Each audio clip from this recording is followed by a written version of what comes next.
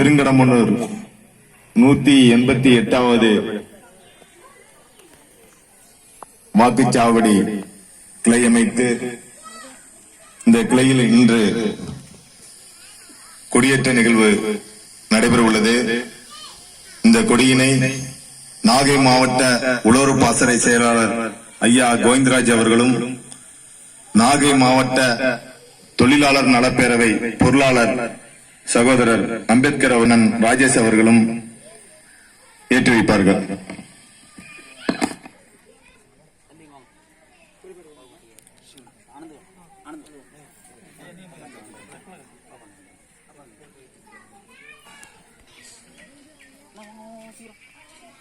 கொடிப்பாடல்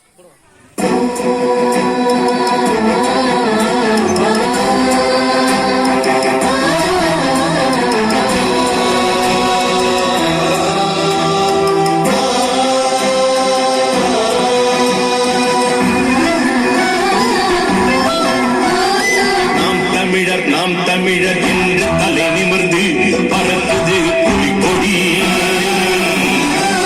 திசை உலகும் ஒற்றுமை சிலிர்க்க தழைக்குது தமிழ் கொடி. புலிக்கொடி சிறக்குது சிறக்குது தமிழ் கொடி. பறக்குது பறக்குது புலிக்கொடி. சிறக்குது சிறக்குது தமிழ் கொடி.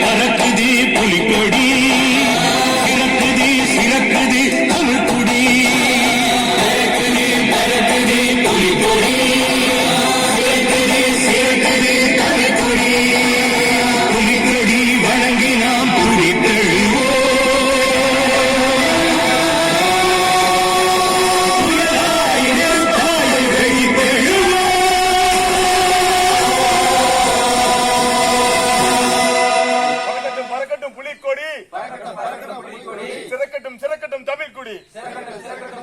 பறக்கட்டும் பறக்கட்டும் புலிக்கொடி. சிறக்கட்டும் சிறக்கட்டும் தமிழ் கொடி. நாம் தமிழர் கட்சி, நாம் தமிழர் கட்சி, நாம் தமிழர் கட்சி.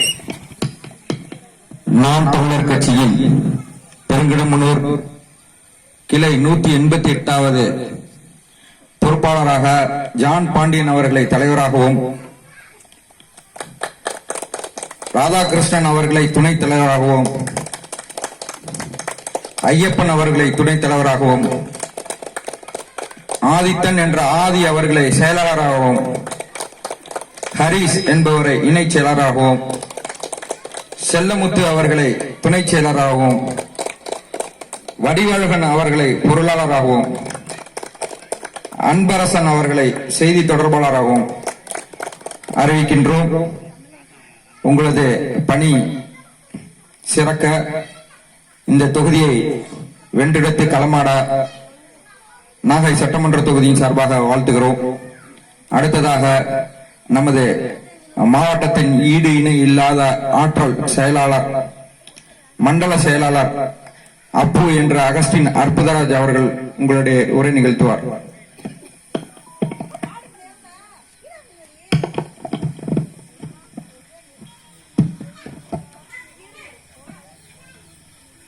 அன்பார்ந்த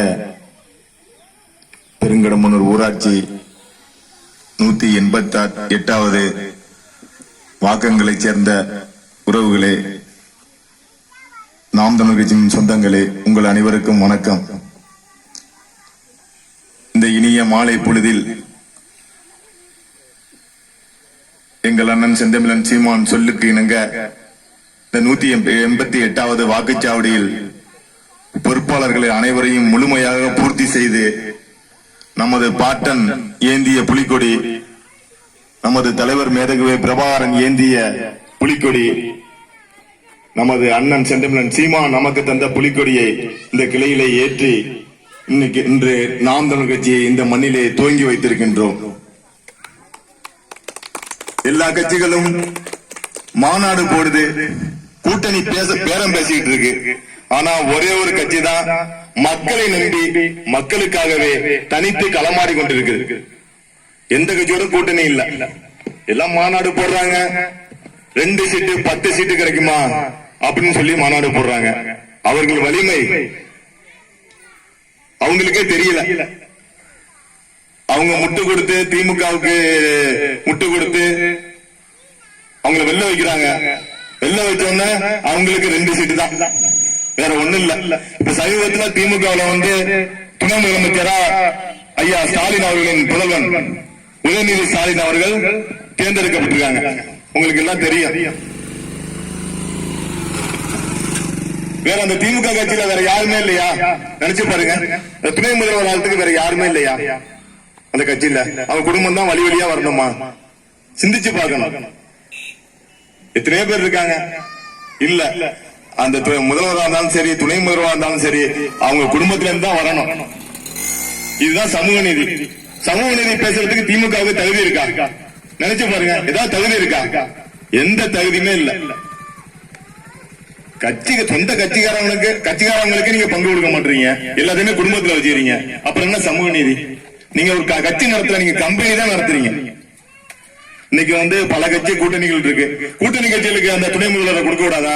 நினைச்சு பாருங்க. இந்த விடுதலை சிறுத்தைகள் கட்சி இல்லாம வெல்ல முடியுமா? இந்த கம்யூனிஸ்ட் கட்சிகள் இல்லாம இந்த மண்ணில் அவங்க வெல்ல முடியுமா?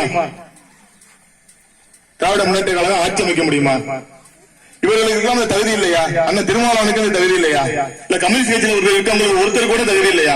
நினைச்சு பாருங்க. இந்த துணை முதல்வர் கொடுக்கலாமா கொடுக்க கூடாதா? கொடுக்க மாட்டாங்க. அது மக்களுக்கான கட்சி இல்ல. திராவிட முன்னேற்ற கழகம் மக்களுக்கான கட்சி இல்ல. அது ஒரு லிமிடெட் கம்பெனி.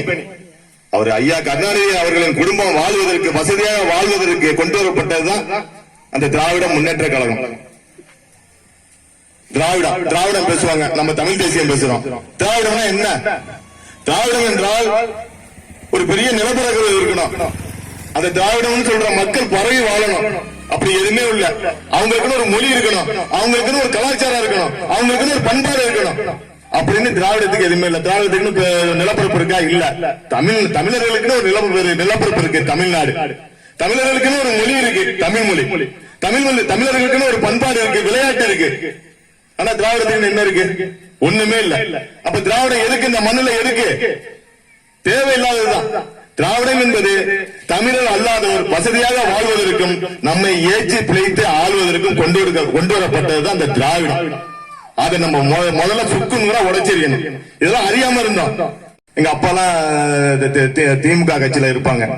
அதுக்கப்புறம் சீமான் சொன்ன பிறகுதான், ஈழத்திலே போர் நடந்த பிறகு நம்ம எல்லாம் திராவிடர்கள் தமிழர்கள் அப்படின்னு சொன்னோம்னா, என்னடா அண்ணன் இப்படி சொல்றாரு அப்படின்னு சொல்லி சிந்திக்க ஆரம்பிச்சோம். அதுக்கப்புறம் தான் நம்ம ஒண்ணா அறிய ஆரம்பிச்சோம். அதனால நீங்க இதெல்லாம் பாத்துக்கணும். தமிழ்நாட்டை தமிழ ஆளணும். அதுக்கு நம்ம வேலை செய்யணும். இவங்க எல்லாம் உண்மையிலேயே திமுக நல்லது செஞ்சிருந்தா நல்லது சொல்லி வாக்கு கேட்பாங்க. இன்னைக்கு அவங்க வாக்கு கேட்க முடியுதா? ஈரோட்டுல இடைத்தேர்தல் நடந்துச்சு. அங்க மக்களை நம்ம அப்பா அம்மா சித்தப்பா பெரியப்பாவில எல்லாம் கூட்டிட்டு ஆட்டை அடைக்கிற மாதிரி பட்டியல அடைச்சு வச்சிருக்காங்க. அடைச்சு வச்சுட்டு 500 ரூபாய் காசு இப்படிதான் வச்சிருக்காங்க திமுக. இவங்க நல்லதை செஞ்சிருந்தாங்கன்னா சொல்லி ஓட்டு வாக்கு கேட்கலாமா இல்லையா?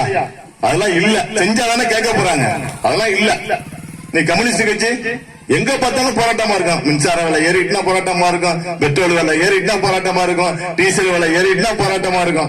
இன்னைக்கு போராட்டத்திலே மறந்துட்டு கம்யூனிஸ்ட் கட்சி. இன்னைக்கு கம்யூனிஸ்ட் கட்சிக்கும் போராட்டம்னால என்னன்னு தெரியாம போயிட்டு. 1977 சித்தமலையில எச்சி முருகன் ஒருத்தர் இருந்தார். அவரு கம்யூனிஸ்ட். இன்னைக்கு இருக்கவங்க கம்யூனிஸ்ட் வாரியா? கம்யூனிஸ்டே இல்ல. அந்த எஸ் சி முருகன் ஐயா அவர்கள் 1977 எம்பி ஆகிறாங்க. எம்பி ஆகி என்ன பண்றாங்க? புயல் வருது அந்த காலத்துல. எம்பியா இருக்குல்ல, அப்ப தன்னோட ஓலை குடிசையில வீட்டுல இருக்காங்க, தான் 5 பிள்ளையோட இருக்காங்க. வீடு அப்படியே தூக்கிட்டு போகுது. ஒரு MP அப்படியே எந்திரிச்சு நின்னு அந்த வீட்டுக்கு கூட அந்த மோடு இருக்குல்ல, அந்த கம்பு அதை புடிச்சுக்கிட்டு தான் 5 பிள்ளைல காவந்து பண்ணிருக்காங்க. போயில இந்த ஐயா எல்லாம் கம்யூனிஸ்ட்ல இருந்து வந்திருக்காங்க, அவங்களுக்கு தெரியாது இல்ல, காவந்து பண்ணிருக்காரு. ஒரு MP கூரை வீட்டுல தான் பிள்ளையோட விடிய விடிய உட்கார்ந்து இருக்காரு. அப்படிப்பட்ட கம்யூனிஸ்ட் இன்னைக்கு கம்யூனிஸ்டா இருக்கா? நினைச்சு பாருங்க. 2024 தேர்தலில் பார்த்தோம், என்னமா செலவு பண்றாங்க, கோடி கோடி கோடியா இறக்கிறாங்க, காசு கொடுக்கறாங்க, சரக்கு கொடுக்கறாங்க. நீங்களா பார்க்காதது இல்ல. 2019 தேர்தலில் நீங்களே பார்த்திருப்பீங்க, கம்யூனிஸ்ட் வேட்பாளர் அந்த செல்வராஜ் என்ன பண்ணாங்கன்னு.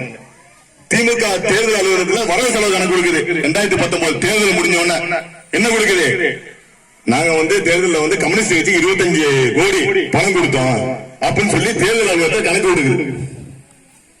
2 சீட்டு வாங்கினது. இப்ப எப்படி 2 சீட்டா? அப்படித்தான் போன தேர்தல் 2019லயும் 2 சீட்டு. ஆனா வாங்கின பணம் எவ்வளவு? 25 கோடி. ஒரு நாடாளுமன்ற உறுப்பினர் வேட்பாளர் அதிகபட்சமா கடந்த தேர்தலில் 70 லட்சம் ரூபாய் செலவு பண்ணலாம். இந்த தேர்தலில் 90 லட்சம் ரூபாங்கிறாங்க. அப்ப 2 சீட்டுக்கு திமுக வாங்கி செலவு பண்ணியிருந்தா கூட 1 கோடியே 40 லட்சம் ரூபாய் செலவு பண்ணணும். எதுக்கு 25 கோடி? நீங்க கட்சி நடத்துறீங்களா, கம்பெனி நடத்துறீங்களா? இந்த கேள்வி வருதா இல்லையா? நீங்க இதே மாதிரி காசு வாங்கிட்டு நீங்க திமுக சொத்து வரியை ஏத்திட்டு, மின்சாரத்தை ஏத்திட்டு, எல்லாத்தையும் ஏத்திட்டு, GST கொண்டு வந்துட்டு, அதுக்கு ஆதரவு கொடுத்துட்டு, இதெல்லாம் ஏத்தி நீங்க கேட்பீங்களா? கேட்க மாட்டீங்க. ஏன்னா கேட்டா பணம் கொடுக்கிற முதலாளி கோச்சுவான், திமுக கோச்சுவான். அதனால நீங்க கேட்க மாட்டீங்க. அதனாலதான் சொல்றது, அன்னைக்கு இருந்தது கம்யூனிஸ்ட், இன்னைக்கு இருக்கிறது கம்யூனிஸ்ட் இல்ல. நீங்க பாருங்க, எங்கேயாவது பாருங்க, கம்யூனிஸ்ட் எங்கேயாவது போராடிட்டு இருக்கான்னு பாருங்க. அதெல்லாம் இல்ல. உண்மையிலேயே இந்த மக்களுக்காக உழைக்கக்கூடிய கட்சி நாம் தமிழர் கட்சி தான். நாம் தமிழர் கட்சி எந்த கட்சியோட கூட்டணி இல்ல. 234 தேர்தலே நம்ம தனிச்சுதான் போட்டிடுறோம். இந்த நாகப்பட்டினம் சட்டமன்ற தொகுதியில 2024 தேர்தல்ல 221 வாக்குச்சாவடி இருக்கு. 221 வாக்குச்சாவடிலையும் நாம் தமிழர் கட்சிக்கு வாக்கு விழாமலே இல்ல. 75 இருந்து 85, 90, 100 ஓட்டு வீர விழுந்திருக்கு. அதனால எந்த வாக்குச்சாவடியிலுமே நம்மளுக்கு சுழியம் இல்ல. எல்லா வாக்குச்சாவடியிலையும் நாம் தமிழர் கட்சிக்கு வாக்கு செலுத்துவர்கள் இருக்காங்க. இன்னைக்கு பாருங்க, 188வது வாக்குச்சாவடியில கட்சிக்கு பொறுப்பாளரே வந்துட்டாங்க, 8 பொறுப்பாளரே வந்துட்டாங்க. இதே போல தினம் நம்ம கட்சி பலகட்டத்துல போயிட்டே இருக்கு. அதனால நம்ம தான் அடுத்த தேர்தலில் நம்ம தான் வெளில போறோம். நீங்க நம்புங்க. இந்திய வரலாற்றிலே ஒரே கட்சி தனித்து நின்று ஒரு ஆள் செந்தமிழன் சீமான் ஒரு ஆளா வந்தாரு. தத்துவத்தை வகுத்தாரு, கொள்கையை சொன்னாரு, வரைவறிக்கை கொடுத்தாரு. நாம் தமிழர் ஆட்சி எப்படி இருக்குன்னு ஒரே ஆளு. இன்னைக்கு 36 லட்சமா மாறி நிக்கிறோம். 8% வாக்குகளை வாங்கியிருக்கோம். என்ன அங்கீகரிக்கப்பட்ட கட்சி ஆயிருக்கும். நாம் தமிழர் கட்சி ஒரு ஆளா சீமான் தத்துவத்தை சொல்லி, கொள்கையை சொல்லி இன்னைக்கு அங்கீகரிக்கப்பட்ட கட்சியா இருக்கும். அடுத்து நம்ம ஆளுங்கட்சி தான். இந்த பகுதியில நம்ம 300 வாக்கு வாங்கியிருக்கோம். ஒட்டுமொத்த வாக்கையும் நம்ம அடுத்த முறை வாங்க போறோம். நம்ம தான் வெளில போறோம். 2026 சட்டமன்றத்தில் நம்ம தான் வெளில போறோம். அதை பத்தி நீங்க கவலைப்படாதீங்க. நீங்க நம்பி வாக்களிங்க. இந்த பகுதியில் உள்ள வார்டு உறுப்பினரா இருக்கட்டும், ஒன்றிய கவுன்சிலரா இருக்கட்டும், மாவட்ட கவுன்சிலரா இருக்கட்டும், ஊராட்சி மன்ற தலைவரா இருக்கட்டும், எல்லாத்திலும் நாம் தமிழ் போட்டி போடும். வெள்ளம் நீங்க பாருங்க. இன்னைக்கு அந்த தம்பி எல்லாம் இன்னைக்கு கூரை வீட்டுல இருக்காப்ல. 13 பேர் நம்ம ஆதி அந்த வீட்டுல கூரை வீட்டுல வாங்குறாங்க இருக்கிறாப்ல. என்ன சொல்றாங்க, இது பொது இடங்கிறதுனால எங்களுக்கு மின்சாரம் கொடுக்க மாட்டாங்க சொல்றாங்க. ஆனா பாருங்க, இந்த திமுக கட்சியில இருக்கவங்க எல்லாம் ஆக்கிரமிச்சு வச்சிருக்காங்க. அவங்க எல்லாம் வீடு கட்டிருக்காங்க. அதுக்கு எப்படி மின்சார வரி வந்துச்சு? எப்படி வீட்டு வரி கொடுத்தீங்க? கேட்கணுமா இல்லையா? அப்ப எனக்கு ஒரு நியாயம், உங்களுக்கு ஒரு நியாயமா? இதெல்லாம் சிந்திக்கணும். இவங்க ஆட்சியை நம்ம ஒழிக்கணும். அதுக்கு நம்ம நாம் தமிழ் கட்சியில சேரணும்னு வலிமைப்படுத்தணும். நம்ம நாம் தமிழ் கட்சியில இலவசமே கொடுக்க மாட்டோம். இலவசம் எதுக்கு? இலவசத்தை கொடுத்துட்டு இந்த கிரைண்டர் கொடுத்தாங்க, தூக்கி 1 மாசத்துல காயலாங்கடையில போட்டோம். மிக்சி கொடுத்தாங்க, தூக்கி காயலாங்கடையில போட்டோம். இப்படிதானே கொடுத்தா. கலைஞர் டிவி கொடுத்தாங்க, தூக்கி காயலாங்கடையில போட்டோம். இதான் நம்ம வாங்க முடியாதா? இந்த மக்களுக்கு தேவை என்ன? கல்வி, மருத்துவம், குடிநீர். இதுதான் தேவை. இததான் நாம் தமிழ் ஆட்சி இலவசமா கொடுக்கும். குடிநீர் வீட்டுக்கு வீடு கொடுக்கும். சுத்தமான குடிநீர். இதுல காசுக்கெல்லாம் வாங்க வேண்டியதில்ல. எல்லாத்தையும் வீட்டுக்கு வீடு கொடுக்கும். அது தேவை. நம்ம சாப்பிடாம கூட இருந்துடலாம். ஆனா இப்ப நீர் குடிக்காம இருக்க முடியாது. நீர் ஒரு அத்தியாவசியம். நம்ம ஊர்ல நீர் கிடைச்சிருது. நீங்க பாருங்க, ராமநாதபுரத்துல எல்லாம் பெரிய பெரிய வண்டியை வச்சுட்டு நம்ம இரவு நேரத்துல போகல தள்ளிட்டு போவாங்க. நம்ம அக்கா தங்கச்சி தள்ளிட்டு போவோம், பாத்துருப்பீங்க. சாப்பாடு கூட கஷ்டப்படலாம், நீருக்கு நம்ம கஷ்டப்படக்கூடாது. அதை தங்கு தடையின்றி கொடுக்கக்கூடிய கட்சி நாம் தமிழர் கட்சி. அதே போல கல்வி, ஆரம்ப கல்வி முதல் ஆராய்ச்சி கல்வி வரை அனைவருக்கும் சமமாக சரியாக இலவசம். இதை செய்ய போற கட்சி நாம் தமிழர் கட்சி. நம்மளுக்கு படிப்புல தான் நிறைய செலவாகுது. எது போற தனியார் கல்லூரிக்கு போறோம், 8 லட்சம் 10 லட்சம் கட்டுறோம். படிச்சுட்டு நம்ம பிள்ளைய வந்தோம்னா என்ன பண்ணுது, 5000 10,000 ஹோட்டலுக்கு வேலைக்கு போகுது. அப்ப என்ன ஆகுது, நிலத்த அடமானம் வைக்கிறோம், ஆட்டை வைக்கிறோம், மாட்டை வைக்கிறோம், நடுத்தரவுல நிக்கிறோம், கடன் கட்ட முடியாம பருதி வைக்கிறோம், எல்லாத்தையும் விற்கிறோம், அவமானப்படுறோம். அதே போலதான் மருத்துவம், ₹1 மருத்துவம் முதல் 1 கோடி ரூபாய் மருத்துவம் வரை அனைவருக்கும் சரியாக சமமாக இலவசம். இதை நாம் தமிழர் கட்சி செய்ய போகுது. அண்ணன் சீமான் வந்து செய்ய போறாங்க. இன்னைக்கு மருத்துவம் அப்படியா இருக்கு, ஏழைக்கு ஒரு மருத்துவம், பணக்காரங்களுக்கு ஒரு மருத்துவம். என்ன அம்மாவுக்கு ஜெயலலிதா அம்மாவுக்கு உடம்பு சரியில்லைன்னா எங்க போயிடுறாங்க, அப்போல போயிடுறாங்க. ஐயாவுக்கு கருணாநிதி உடம்பு சரியில்லைன்னா காவிரி போனாங்க. நம்மளுக்கு உடம்பு சரியில்லை எங்க போனோம், இந்த ஒருத்தர் மருத்துவமனைக்கு தான் போனோம். ஒருத்தர் மருத்துவமனைக்கு போறது ஒண்ணுதான், நம்ம நேரா போய் சுடுகாட்டுல போய் படுத்துறது ஒண்ணுதான். அப்படிதான் இருக்கு. ஆனா நாம் தமிழ் கட்சியில ₹1 மருத்துவமனை, 1 கோடி ரூபாய் மருத்துவமனை அனைவருக்கும் சமமாக இலவசம். இதுதான் தேவை மக்களுக்கு, இதுதான் தேவை. கல்வி, அறிவுகளுக்கு கல்வி அனைவருக்கும் இலவசம். அது ஆரம்ப கல்வி முதல் ஆராய்ச்சி கல்வி வரை இலவசம். இத போல இருந்துச்சுன்னா நம்மளுக்கு என்னங்க கஷ்டம் இருக்கும் சொல்லுங்க. நான் ஒரு 3 குழந்தைக்கு தகப்பனா இருக்கேன். இதெல்லாம் இலவசமா இந்த அரசு கொடுத்துட்டுனா நம்மளுக்கு என்ன கவலை? மாசம் ஒரு 5000 ரூபாய் கிடைக்குதா, 10,000 ரூபாய் கிடைக்குதா, 2000 ரூபாய் சேமிச்சு வைக்கிறோமா, வருஷத்துக்கு ஒரு முறை ஒரு 20,000 20,000 ஒரு சுற்றுலா போறோமா, எவ்வளவு நிம்மதியா நம்ம குடும்பம் இருக்கும், நம்ம பிள்ளைங்க இருக்கும், நம்ம மனைவி இருப்பாங்க. நம்மளுக்கு இதை டப்பு டப்புன்னு அடிக்குமா, புக்கு நிக்குமா, நிக்காது. இன்பமா வாழலாம். இதை விட்டுட்டு பல வித கொடுமையான திட்டங்களை கொண்டு வந்து நம்ம டாஸ்மார்க்க நம்ம ஒழிச்சிருவோம். டாஸ்மார்க்ல வருடத்துக்கு 60,000 கோடி வருமானம் ஈட்டுறாங்க. யாரு போனா? நம்ம சித்தப்பா, பெரியப்பா, நம்ம அண்ணன், தம்பி, இவங்க போனா குடிச்சு என்ன ஆகுது, நம்ம வீட்டுல சண்டை போடுறோம், நம்ம உடம்ப நம்மளே கெடுத்துக்கிறோம். அதனால டாஸ்மார்க்க நம்ம தடை பண்ணிடுவோம். அதனால நீங்க நம்பி நம்மளுக்கு வாக்களிக்கணும். இது நாம் தமிழ் கட்சி ஒரு சின்ன கட்சி அதெல்லாம் இல்ல. நாம் தமிழர் கட்சி தான் உள்ளதிலே பெரிய கட்சி. இந்த நாட்டை ஆள வேண்டிய தகுதி படைத்த கட்சி நாம் தமிழர் கட்சி தான். நம்ம எல்லா கட்சியிலும் இருந்து எல்லா கட்சியும் ஆட்சியும் இருந்து பார்த்துட்டோம். நாம் தமிழர் கட்சி ஆட்சியை நீங்க பார்க்கணும். அதுக்கு நீங்க எல்லாரும் வாக்கு செலுத்தணும். நாம் தமிழர் கட்சிக்கு வர தேர்தலில் நீங்க வாக்கு செலுத்தணும், வெல்ல வைக்கணும். நம்ம ஆளு கட்சி ஆகணும். நம்ம ஒவ்வொருவரும் இந்த மண்ணில மக்கள் பிரதிநிதி ஆகணும். ஊராட்சி மன்ற தலைவர், ஒன்றிய கவுன்சிலர், மாவட்ட கவுன்சிலர், இதே போல நம்ம ஒவ்வொருவரும் ஆகணும்.